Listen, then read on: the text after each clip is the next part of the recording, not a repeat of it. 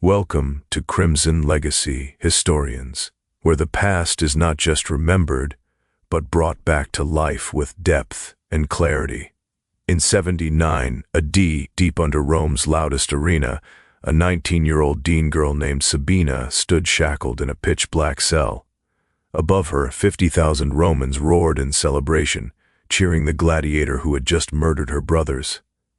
What happened to her over the next 3 hours became one of Rome's most aggressively covered-up practices, a ritual so vicious that even Rome's own historians argued over whether to mention it at all.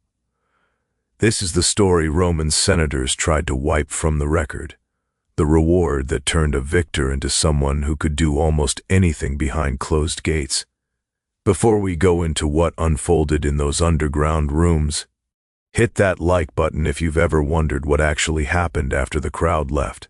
Subscribe because once you hear this, you'll never look at ancient Rome the same way again. Comment below. Did Roman entertainment cross the line, or was this simply the brutal cost of empire?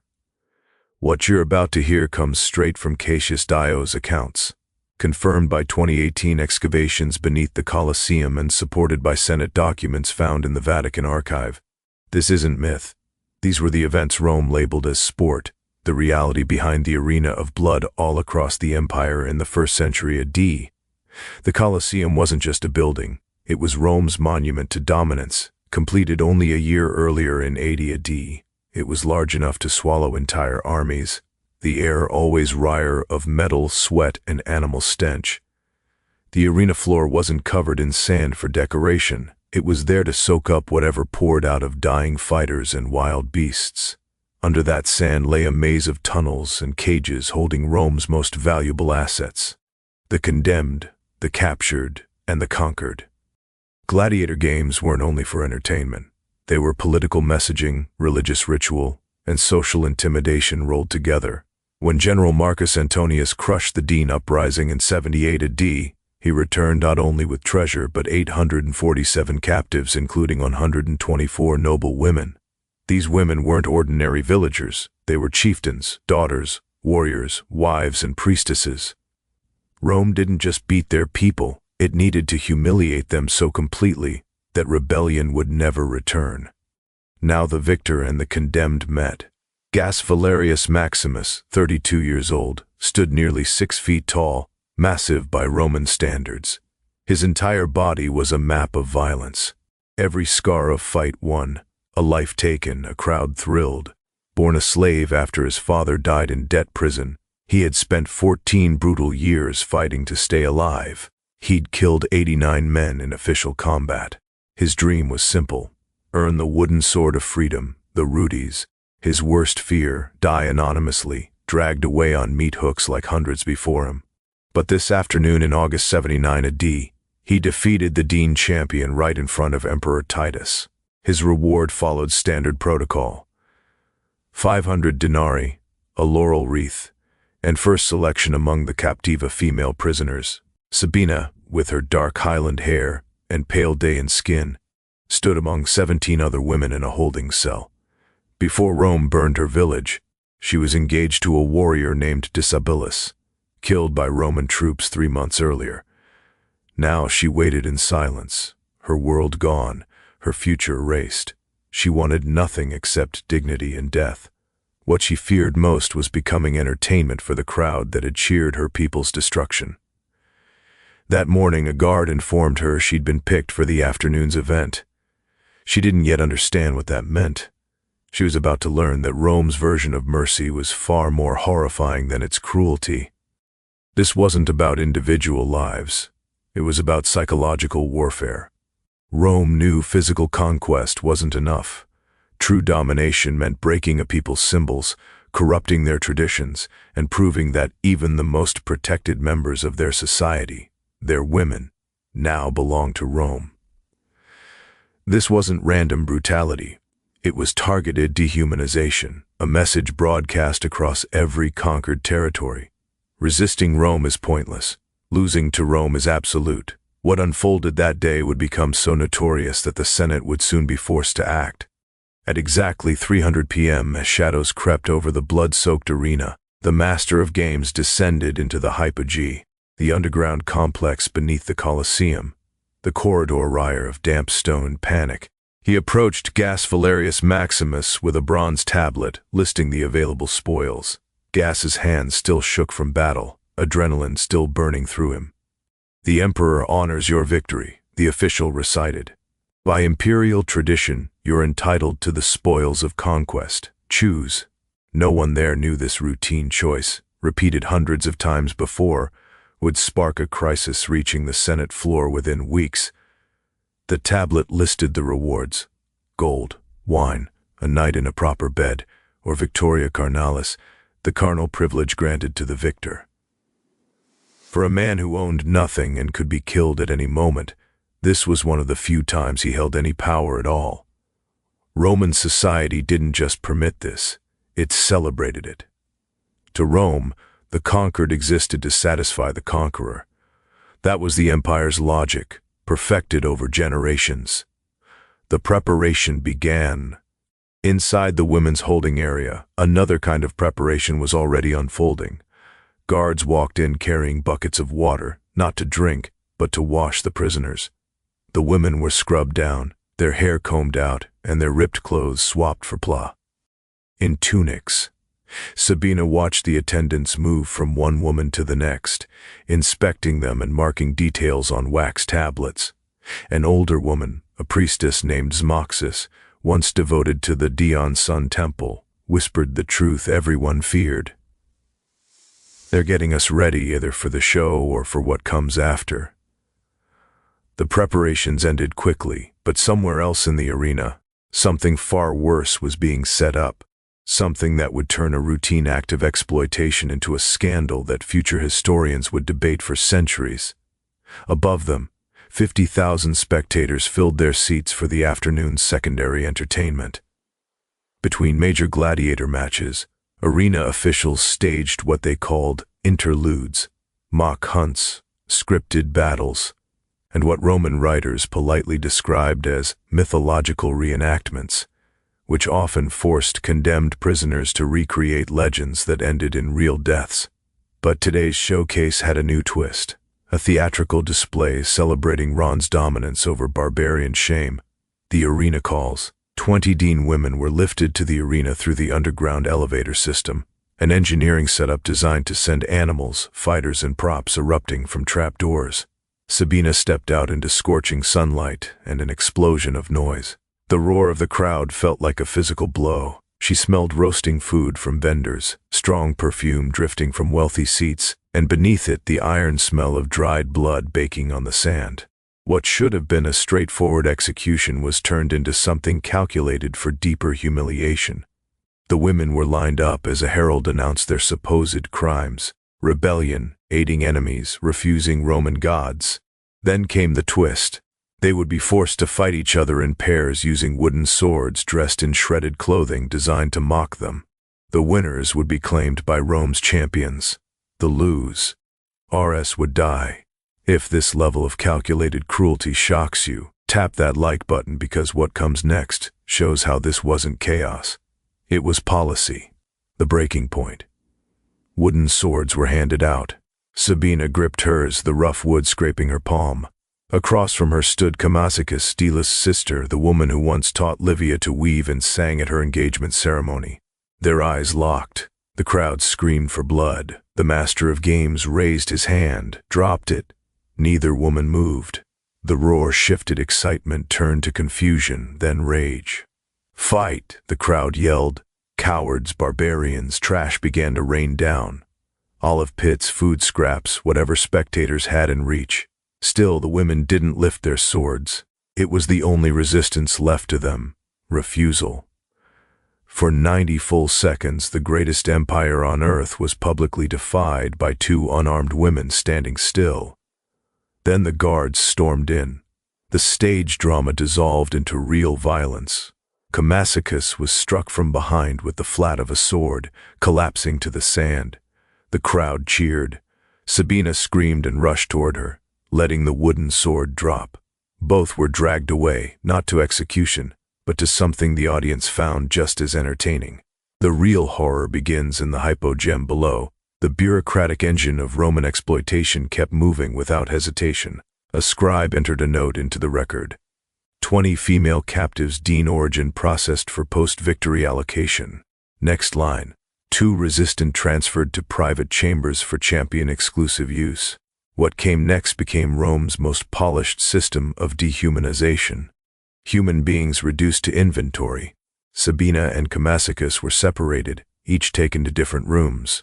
Small stone chambers with benches, iron rings embedded into the walls, and doors locking only from the outside.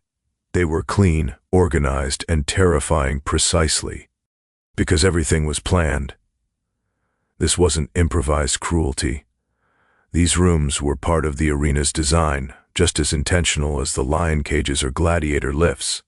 At 4, Gaius Valerius Maximus entered Sabina's chamber. The door opened, their eyes met. He was still in full arena gear. Someone else's blood stray across his chest. She was cornered against the far wall, drained, unarmed. Between them stood the full weight of Roman law. He had complete legal power. She had none. She was classified as spoils reward earned through killing. History doesn't tell us what Gaius thought. Did he see a person? Did he see property? Did he question the system that turned him into both weapon and prisoner? All we know comes from a clerk's routine report, not from either of them. Then the unimaginable happened, an act of rebellion. Gaius took off his helmet, set his sword aside, and sat down with his head in his hands. For 5 long minutes he said nothing. Sabina remained frozen, bracing for violence that never came. Finally he spoke in broken Dion, a language he had picked up from other captives. "What was his name?" he asked. "Mine," she replied. "No, the man they made you watch die, Disabilis." "No, the one from today." She shook her head. He sighed. "I killed a Daedalus today. Could be family. Your people use that name often." What followed wasn't the assault Rome expected. It was a conversation between 2 people. The empire tried to strip of every shred of humanity. Gaius told her about his father, executed when he was 9. Sabina explained how her home was burned. 2 hours passed. Guards checked twice, heard voices, assumed compliance, and walked on. At 6 p.m., Gaius Valerius Maximus made the decision Rome would never forgive him for. He stood, walked to the chamber door, and called for the guard. "This woman is ill," he declared. "Infected. I refuse the allocation. Send her to the physician." It was the only loophole the arena system allowed. If a captive was labeled diseased, a gladiator could legally reject her and return her to general prisoner status. The lie was obvious. The guard recognized it instantly, but Roman bureaucracy ran on rigid procedure. Challenging a gladiator's choice meant paperwork, witnesses, and an inquiry. Accepting the rejection took seconds. And so Sabina was removed, taken to the medical holding section. Her immediate fate. She still died 3 days later from a simple infection, the most common killer inside Roman captivity. The medical unit was overcrowded, filthy, and apathetic. The mercy that spared her from one horror delivered her directly into another. Gaius never saw her again. He fought twice more that month. He won both bouts, and he refused his rewards both times. The empire froze. Whispers spread through the gladiator barracks. Maximus had gone soft. Maximus had joined one of those strange Eastern cults preaching compassion. Maximus had been cursed by Dean witches, but the truth was simpler.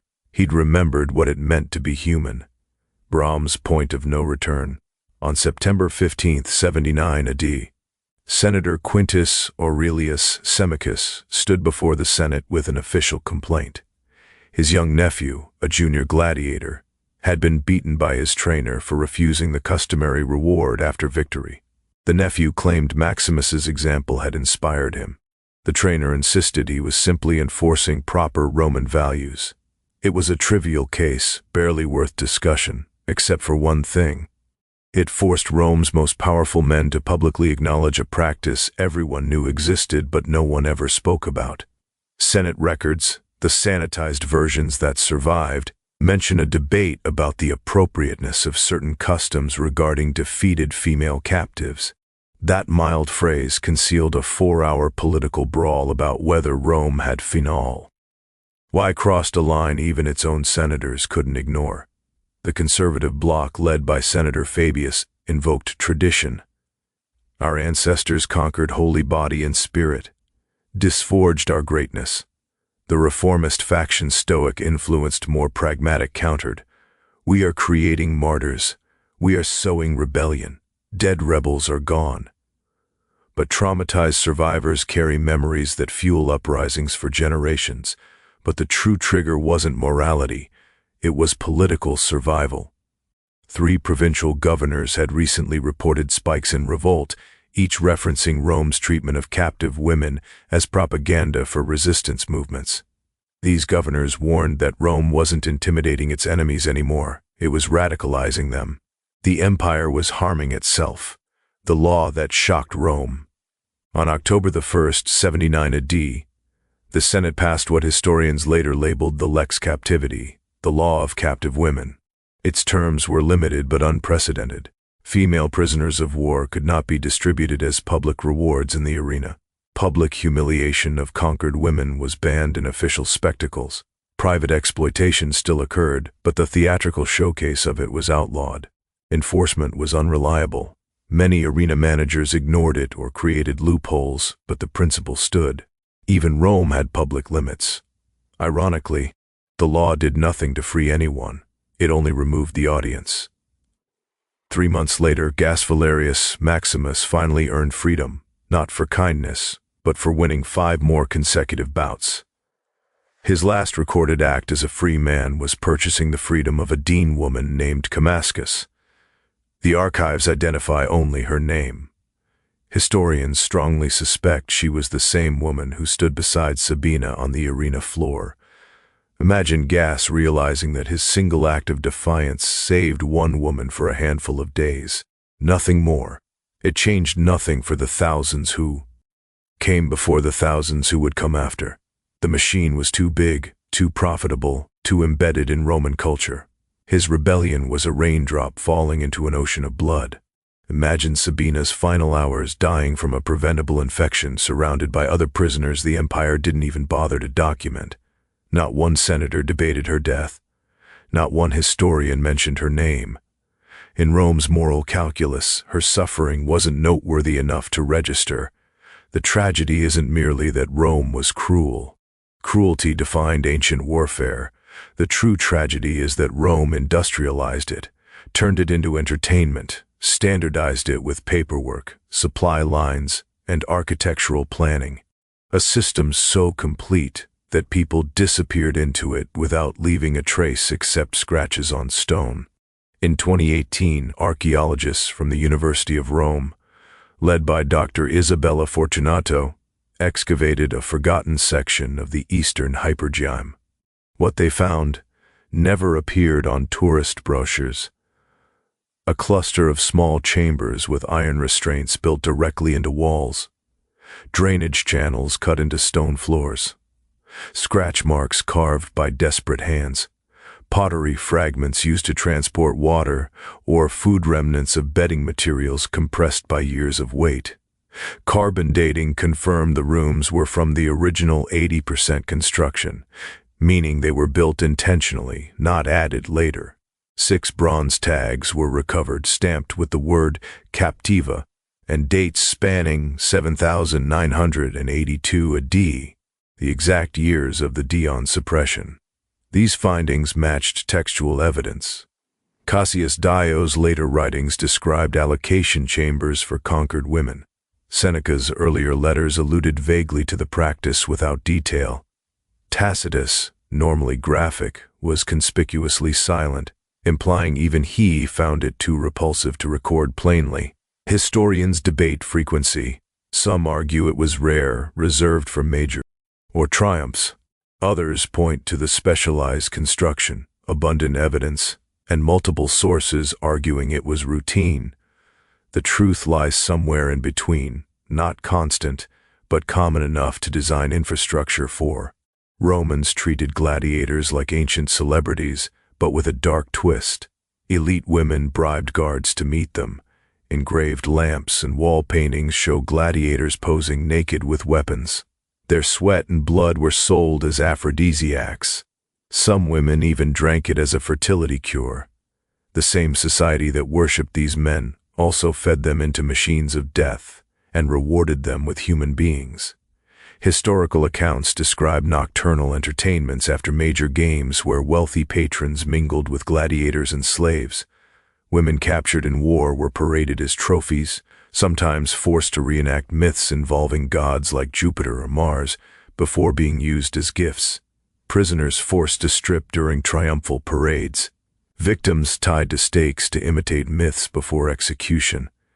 Enemy queens paraded publicly before being handed to generals. None of it was accidental. It was a message to the world. Rome owns your past, present, and future. Gladiator games weren't random. They were part of the Muna. Obligations owed to the public. Patrons who hosted games had incentives to increase spectacle. Humiliation of captives became a selling point. The 19th century historian Theodore Masson called this Rome's most efficient machine of dehumanization. What he meant was simple. Rome didn't just conquer bodies. It conquered identity, memory, and meaning. The fact that we still debate these events today shows how deep the scars run. The 2000 film Gladiator barely whispered about this reality, hinting at it only in shadows. And modern scholars still argue whether discussing these practices exposes Roman brutality responsibly or simply risks sensationalizing it. But it matters because it shows exactly how a civilization can defend cruelty through laws, customs, and entertainment. Rome wasn't the only empire capable of horrifying acts, but it perfected the ability to normalize them, to turn violence into ritual, and transform screams into crowd-pleasing spectacle. The deeper truth is this: the line separating civilization from barbarism has never been measured by marble temples, paved roads, or towering arches, but by how a society treats those with no power at all. Rome engineered aqueducts that survived 2,000 years, yet at the same time built chambers beneath its stadiums where human beings were violated as casually as props in a performance. Its brilliance and its moral emptiness existed side by side without contradiction. It also reveals how power distorts everyone it touches. Gas was both victim and tool, enslaved, controlled, forced to kill for survival, yet granted authority over someone even more helpless than him. The system twisted ordinary people into instruments of cruelty and turned human suffering into entertainment when it should have stirred empathy instead of applause. It warns us about the danger of using tradition as moral justification. Our ancestors did. It became Rome's answer to every ethical question until habit replaced humanity and atrocity became routine. And it raises questions we still struggle with today. What other buried horrors lie beneath the monuments we admire? How many tourist attractions sit on layers of forgotten misery? When does confronting the past become necessary? And when does it cross into exploitation? Think of Sabina's final moments, dying of infection in a cramped cell beneath the grandest structure of her time. Did she wonder if anyone would remember her? Did she imagine that 2,000 years later, archaeologists might find her tag and speak her name aloud again? History's darkest stories remind us that progress isn't guaranteed, that civilizations fall morally long before they fall physically, and that every generation must choose between empathy or efficiency. Rome chose spectacle. The cost was measured in lives erased, but the lesson survives in the ruins beneath the arena floor. And so, a gladiator's victory became permission for cruelty. A routine reward became one of Rome's most carefully buried scandals. Hundreds of Dion captives disappeared into bureaucratic lists, and one young woman named Sabina survived only because a single fighter made an unusual choice. A choice that changed nothing except proving humanity could still flicker even in Rome's darkest machinery. If this story unsettled you, subscribe, because uncomfortable truths matter far more than comforting myths. Tell us in the comments what disturbed you most, the calculated nature of the exploitation or Rome's efficiency at making it routine.